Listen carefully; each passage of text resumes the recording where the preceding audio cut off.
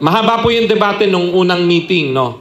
May mga nag-suggest sa Ayala, sa EDSA, meron pang Pasig, at iba pa, no? Pero mas marami nagsabi na sa Luneta. Bakit?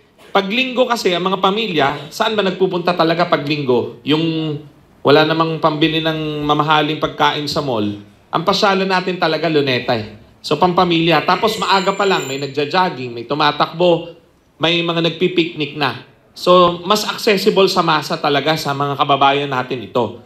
Pangalawang dahilan ho, bakit Luneta? Maraming komunidad ho sa Maynila ang umulan lang, umambon, baha na kagad. Karanasan natin yan, no? Di ba, yung mga eskwelahan sa Maynila, sa Taft Avenue, sa Lasal, ang tawag namin doon, Taft River eh, pagka bumabaha. Isang oras lang na ulan, bahanan yan eh. Tuwan-tuwa mga estudyante. Pero ngayon, hindi na, kasi online class na rin eh. So, anyway, ibang storya na yun.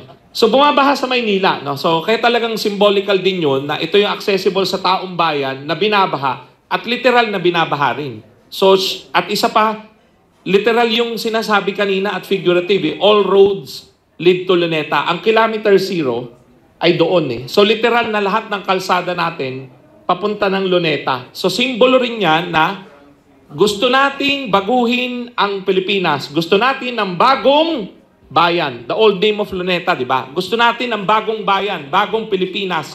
At bayan in English is people.